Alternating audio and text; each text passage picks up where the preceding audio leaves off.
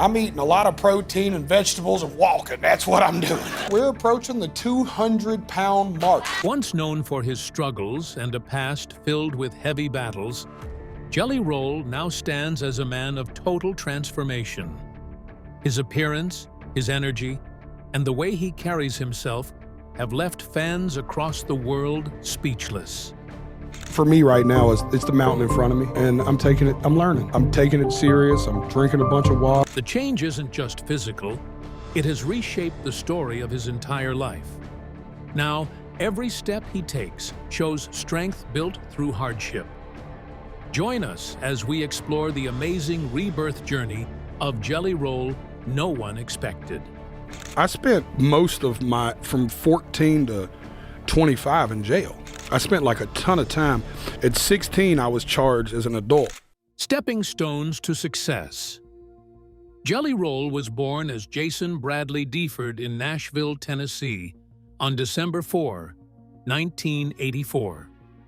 He grew up in a neighborhood on the southeast side of the city known as Antioch, where life was often rough but full of lessons that shaped who he would later become.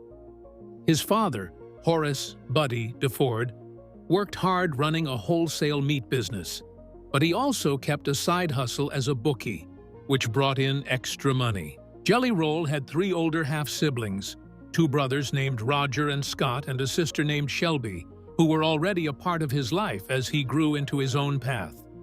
However, his mother, whose name was never shared publicly, had her own battles to face. She struggled with substance addiction and mental health issues, and those struggles often spilled into the home. Despite her hardships, she gave her son a nickname that stuck with him forever. Because he was a chubby kid, she started calling him Jelly Roll, a name that would later become his stage identity. Years later, as he found his way into music, he admitted that he preferred to be called simply Jelly, as if he was stripping things down to something more personal. Even though she faced many difficulties, his mother became the first spark that lit his love for music.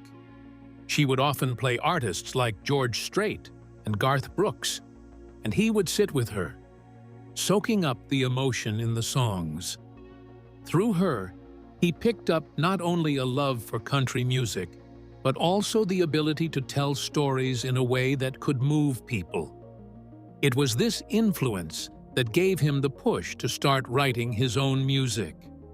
By the time he was 9 or 10 years old, Jelly Roll had already written his first rap song. He wanted to create music that could bring out feelings in others the same way his mother's favorite songs touched her. As he got older, he threw himself deeper into music. By 8th grade, he was putting together mixtapes and handing them out in high school parking lots, determined to get his sound out into the world. Life took another turn when his parents divorced when he was only 13. That separation hit hard, and suddenly he felt a need to step up for his mother. With his father out of the house, he believed it was his responsibility to find a way to bring in money. So he began selling illegal substances. He didn't just sell, he also slipped mixtapes of his rap songs into their bags, spreading his music in places where people least expected it. Even as he lived through that rough time, Jelly Roll kept a strong bond with his father. Buddy taught him lessons that stayed with him long after. He showed him the importance of standing against racism and how to carry himself with dignity as a man. Those lessons became guiding points for Jelly Roll throughout his life. When Buddy passed away from cancer in March 2019, the loss cut deeply, but the values he left behind continued shaping his son.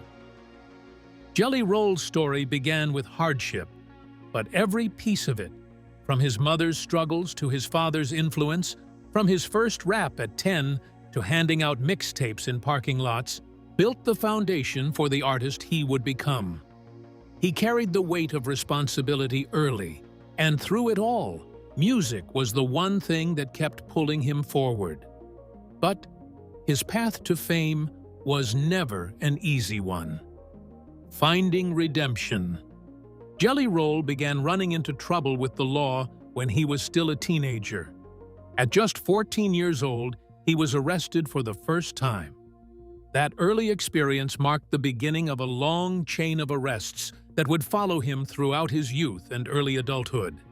Over the years, he would be locked up around 40 times for different offenses, moving in and out of jails as his lifestyle kept dragging him deeper into the system. Each arrest pushed him further away from a normal path and forced him to face consequences that weighed heavily on his future. One of the most serious moments in his early years came when he was only 16. At that young age, he was charged with aggravated robbery, a crime that carried very heavy consequences under Tennessee law. Although he was still a boy, the court decided to charge him as an adult. He had not even finished growing physically, yet he was suddenly placed in the same category as full-grown men who had committed violent crimes. The charge came with the possibility of 20 years in prison. But after the process played out, he ended up serving just over a year behind bars and was then placed on probation for more than 7 years. The punishment followed him long after he walked out of jail because Tennessee's rules on violent crimes left no room for flexibility. The charge stayed on his record permanently, and because of that, he lost rights that many people take for granted. He could not vote, could not volunteer in many organizations, and could not legally own a firearm. Around the same time, Jelly Roll was dealing with his own battles outside the courtroom. He had started selling illegal substances and was also using them. These substances became part of his lifestyle, making the cycle of trouble even harder to escape. His dependence on hard substances only pulled him further into risky behavior. But those experiences later gave him an understanding of addiction that he would use to help others. As he grew older and began to change, he started visiting rehabilitation centers, meeting people who were trying to fight their own addictions. He spoke to them about recovery and showed them that even someone who had been through years of mistakes could still turn life around. Unfortunately, his life reached an unexpected point when he was 23. That year, he was once again incarcerated, this time for dealing on hard substances. On May 22, 2008, while sitting in prison, he received life-changing news from a correctional officer. He had just become a father. The birth of his daughter, Bailey, became the spark that forced him to stop and think about the road he had been traveling. That moment created a shift inside him. He began to feel the weight of responsibility and realized that he could not keep living the same way. Not long after, he was transferred to the education unit in prison. There, he took the chance to work on himself by earning his GED. For someone who had spent years running in and out of trouble, that achievement marked a new beginning.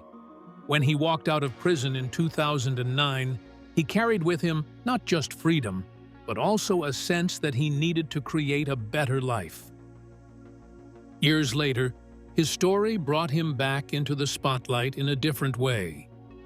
The Tennessee Board of Parole reviewed his case during a long hearing in Nashville. After considering his record, his growth, and his impact, they voted to recommend a pardon for him. The recommendation was then sent to the governor, who would have the final decision. For Jelly Roll, that day meant more than just legal progress. It felt like recognition of his efforts to change. He had always spoken about how prison had forced him to rethink his life and had even pushed him into music. Music became the tool through which he expressed his struggles and reached out to others who were stuck in similar cycles. Over time, he started speaking to prisoners and young people in detention, urging them to seek recovery through therapy, music, and second chances. There was also a practical reason why the pardon meant so much. His criminal record made it very difficult for him to travel internationally.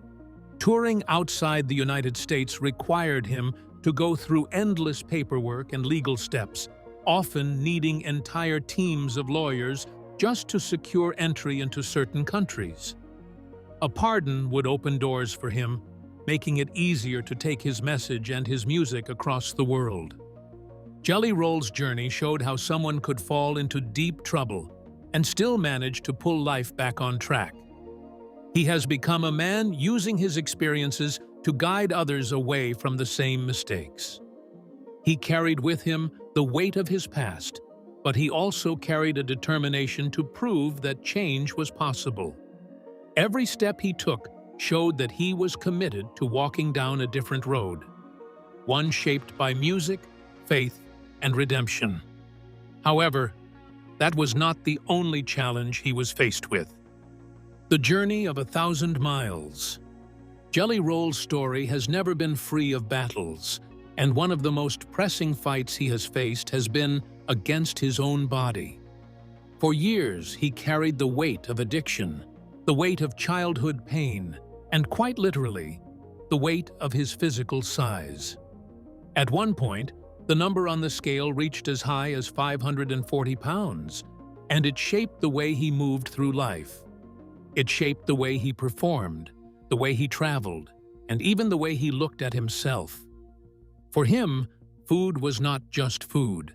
It was comfort, it was escape, and it was another form of struggle, one that had followed him since he was a small boy. By 2015, his weight had gone beyond 500 pounds. Doctors had even told him that the scale they normally used could not measure his size, and he was once advised to go to a truck stop or a meat processor to find a scale strong enough to hold him. That day carried a sting of embarrassment he could not forget. He had always been known as Jelly Roll, a name his mother had given him as a child. But as he grew older, the nickname stopped being funny. It became a reminder of how much he had been carrying for long. Although, through his music career, his weight never stopped him from stepping on stage. He would often remind himself that he could still make it in the business, even if people said he was too heavy or that his voice was not right for the music world. He proved them wrong.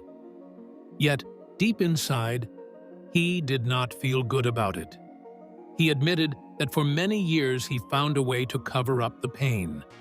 He tried to find worth through women, thinking that if he could date attractive partners, then maybe people would not look at him as just the big guy. But inside, the discomfort never went away, not until the turning point came in 2016. He decided he had to start losing weight. He wanted to fight back against the thing that had haunted him since childhood.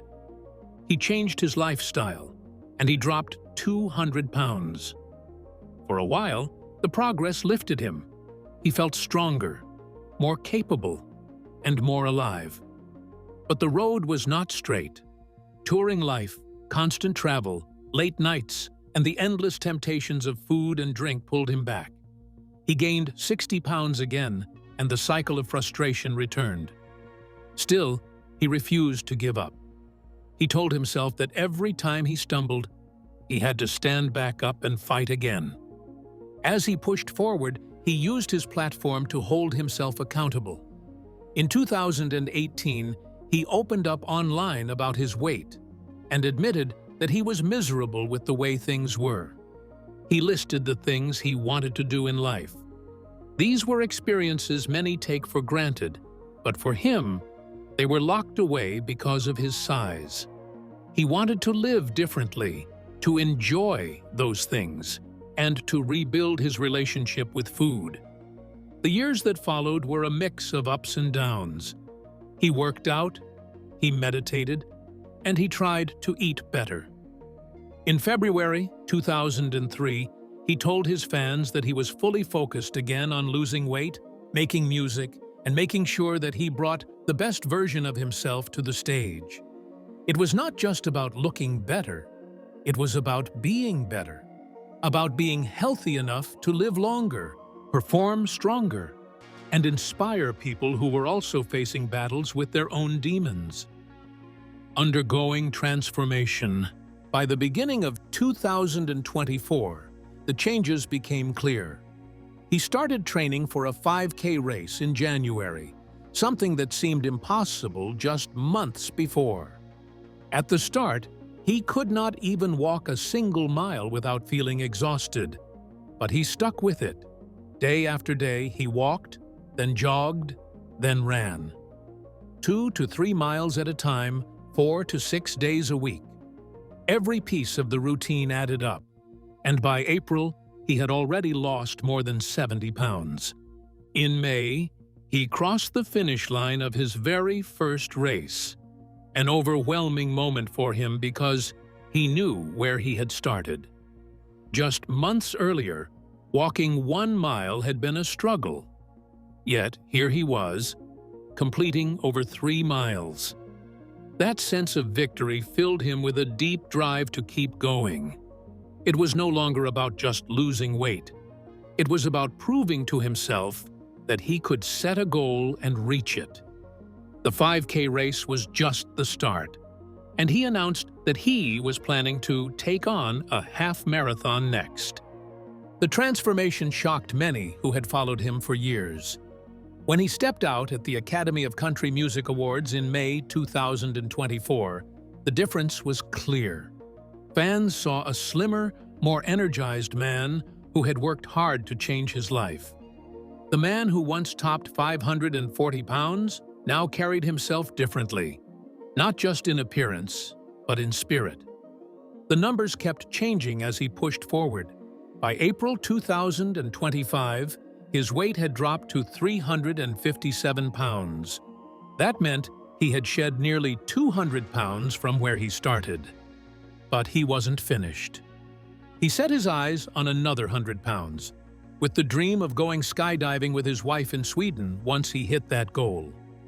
He also spoke of wanting to land on the cover of Men's Health magazine by the following year, a bold target that showed how serious he was about staying the course. Even as the victories stacked up, Jelly Roll remained honest about the ongoing fight. He knew he had to stay disciplined, drinking water, sticking to workouts, using the cold plunge, and watching what he ate. He admitted that late nights were still the hardest, those moments when food cravings spiked. He called himself a food addict, and he understood that it was not something he could ignore.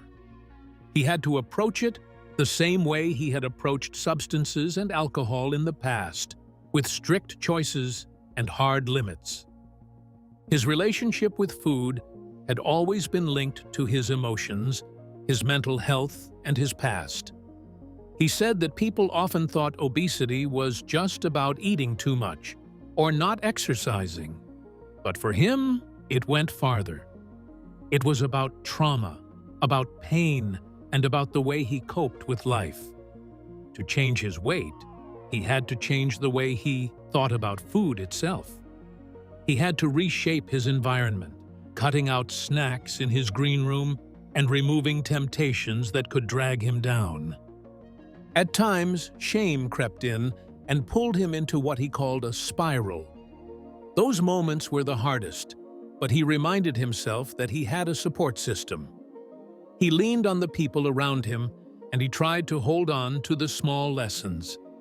They helped him feel stronger, lighter, and more hopeful. His progress was not only measured on the scale, it was seen in the way he lived. He performed on stages with more energy than ever. He traveled with a new sense of freedom. His body was changing, but so was his spirit. Jelly Roll's journey showed that health is not a straight path. It is full of struggles, setbacks, and moments of doubt. But it is also filled with victories, breakthroughs, and the joy of reaching milestones that once felt impossible. He has proven that even the heaviest burdens can be lifted with persistence and will. His fight is not over, but each day he continues to push forward, determined to live the life he once only dreamed of. Interestingly, all these would not have been possible without the help of someone. A love that heals. In 2015, After finishing a show at the Country Saloon in Las Vegas, Jelly Roll crossed paths with model Bunny So.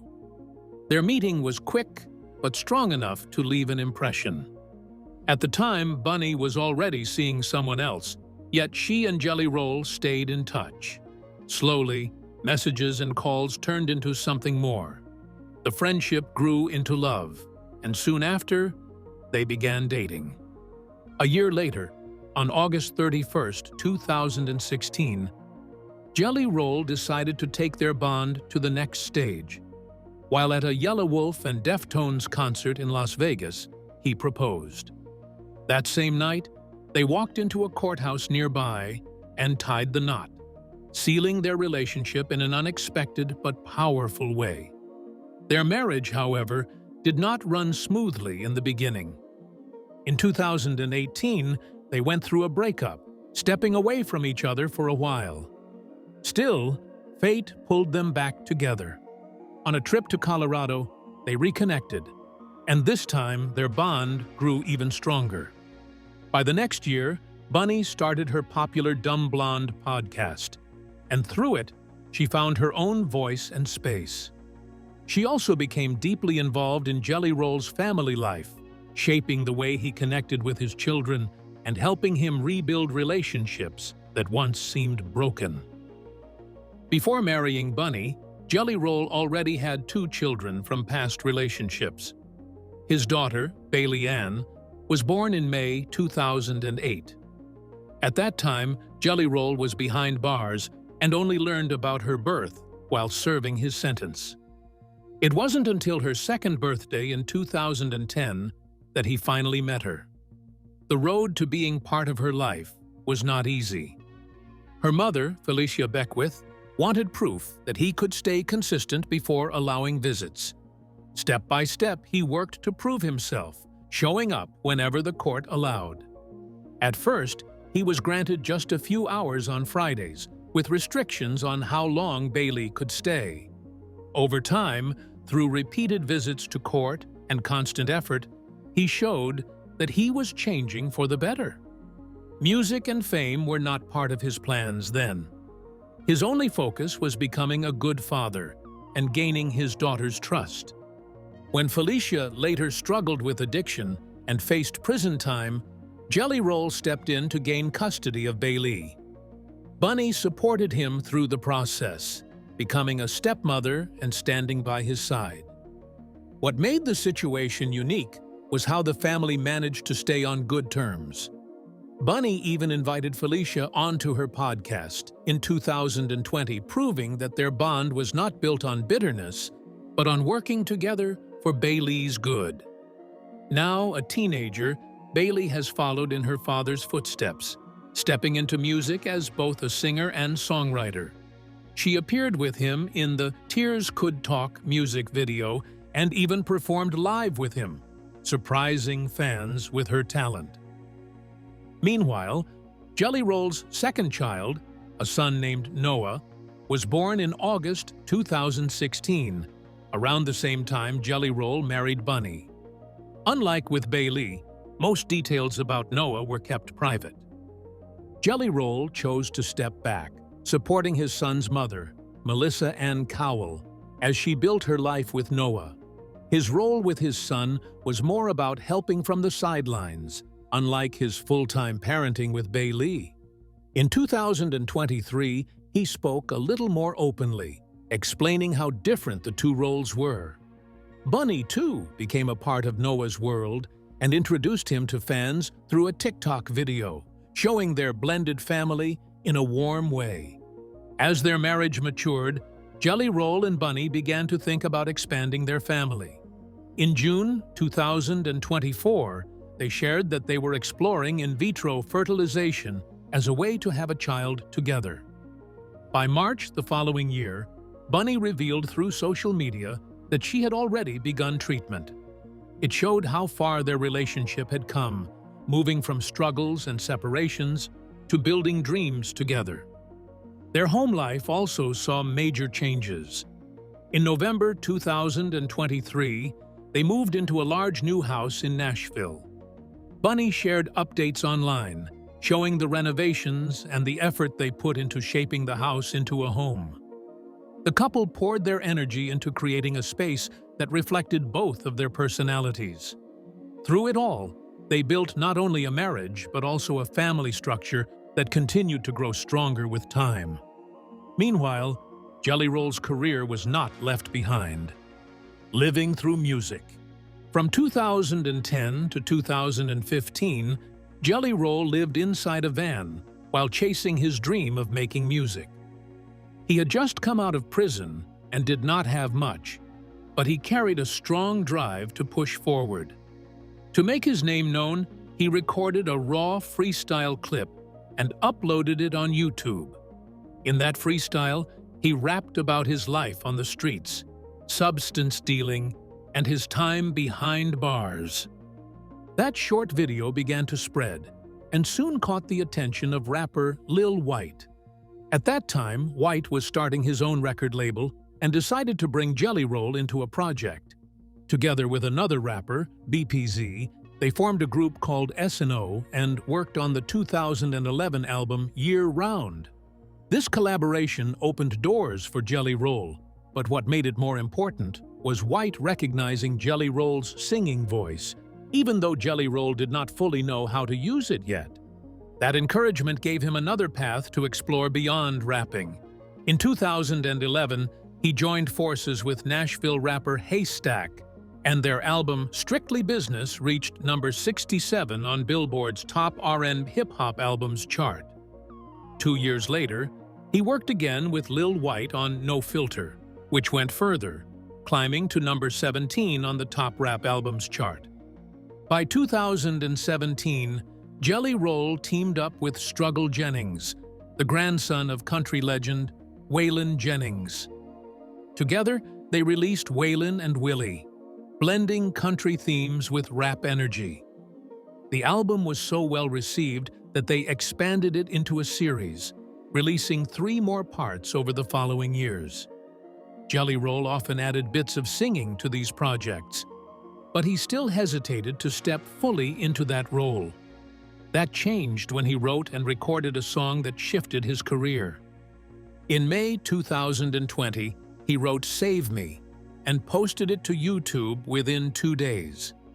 This track was different because it carried no rap verses. It was built around his voice, his struggles, and his emotions. The song spoke about hopelessness, and listeners related to it. Music executives also noticed, with many seeing it as a strong country song. This turning point showed how his storytelling and voice could reach beyond rap audiences and bring him into a new space. His rise continued, and on November 9, 2021, Jelly Roll made his Grand Ole Opry debut. In July 2022, he shared the stage again at the Opry with Craig Morgan. Around the same time, his rock single Dead Man Walking climbed to number 1 on rock radio. The following year, in January 2023, his first country single Son of a Sinner reached number 1 on country radio. The track, co-written with Ernest and David Ray Stevens, also broke into the Billboard Hot Rock and Alternative Songs chart. His career momentum grew even stronger when he set a record with 25 consecutive weeks at number 1 on Billboard's Emerging Artists chart. By December 2022, he had reached a milestone by selling out Nashville's Bridgestone Arena to a crowd of 15,000 people. That night, he shared the stage with well-known artists like Chris Young, Sam Hunt, Riley Green, Struggle Jennings, and even rap stars Tech N9 and Chris Calico. In 2023, he carried out a massive 44-city tour called the Backroad Baptism Tour. At the CMT Music Awards that same year, he walked away with 3 major honors for Son of a Sinner.